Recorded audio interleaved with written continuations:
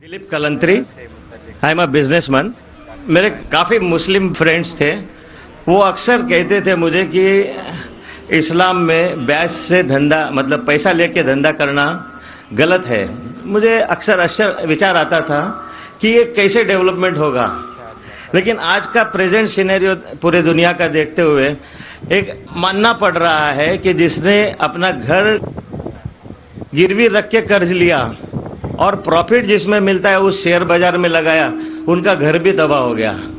ये जो साइंस आज आपने बताया कि इस्लाम एक साइंस है, जैसे साइंस के ऊपर भी काम करता है, तो ये जो बात उन्होंने आज के 1400 साल पहले अगर कही होगी कि ब्याज लेना गलत है, हराम है, उसके पीछे इसकी क्या फिलॉसफी थी, ये मैं जानना चाहूँगा सर। भाई साहब ने बहुत अच्छा सवाल पूछा कि इस्लाम में उनके बहुत से दोस्त, मुसलमान दोस्त कहते हैं कि ब्याज लेना हराम है। वो ये नहीं जानते थे क्यों हराम है, लेकिन अभी पता चला कि जो दुनिया की हालत है इकोनॉमिक मेल्टडाउन में, वो जानना चाहते हैं क्यों ये हराम है। और कुरान मजीद में कम से कम 8 जगह लिखा है ब्याज के बारे में। तो ब्याज लफ्ज़ है अरबी में रिबा, सूरह निसा में, सूरह इमरान में, और कहा गया है सूरह बकरा में सूरह नंबर 2 आयत नंबर 278 और 279 में कि आप ब्याज से दूर हो, और जो कोई ब्याज से दूर नहीं होगा अल्लाह और अल्लाह के रसूल उन पर ऐलान जंग करेंगे। ब्याज इतनी बुरी बात है, गुनाह कबीरा है, और गुनाह कबीरा में इमाम अज़हबी ने उसे 11वें नंबर पे रखा, 70 गुनाह कबीरा में 11वें नंबर पे रखा। भाई साहब पूछे क्यों बुरा है? क्योंकि ब्याज से अमीर आदमी और अमीर होता है, गरीब आदमी और गरीब बनता है। अमीर आदमी और अमीर होता है, गरीब आदमी और गरीब बनता है। आमतौर पे आप जब लोन देने जाएंगे तो गरीब आदमी को लोन कहाँ मिलता है? तो अमीर आदमी बताएगा मेरे पास ये, मेरे पास वो है, तो उसको लोन मिलता है। तो अमीर और अमीर बनता है, गरीब और गरीब बनता है। इसीलिए कुरान में सूरह अल हशर में सूरह नंबर 59 आयत नंबर 7 में अल्लाह फरमाते कि ज़कात दो ताकि दौलत इंसानों के बीच घूमे, सिर्फ अमीरों में नहीं रहे। और ब्याज से क्या होता है? इन इस्लामिक फिलॉसफी हम कहते हैं प्रॉफिट एंड लॉस शेयरिंग, मुनाफा और नुकसान को हम बांटेंगे।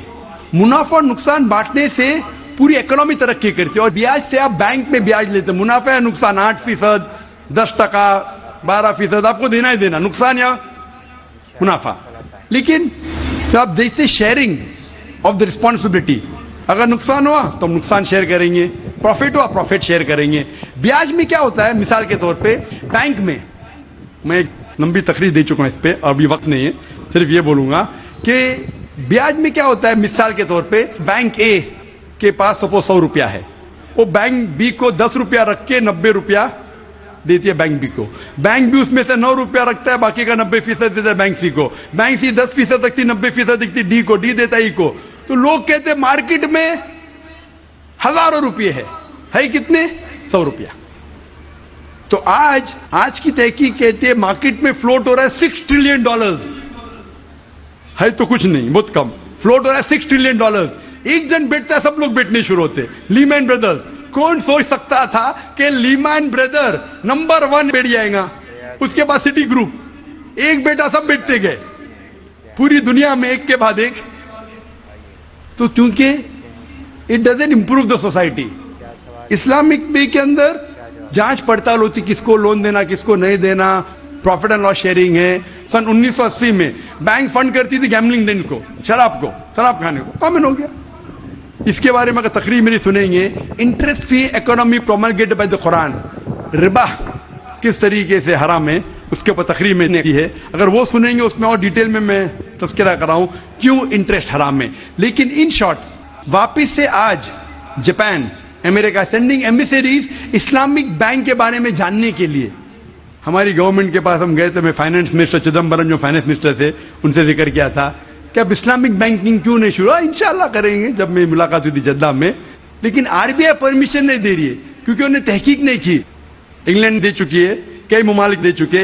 इंडिया भी अगर इस्लामिक बैंक को जिसमें प्रॉफिट एंड लॉस शेयरिंग है अगर उसकी इजाजत दी तो इंशाअल्लाह इंडियन इकोनॉमी भी बढ़ेंगी इंशाअल्लाह।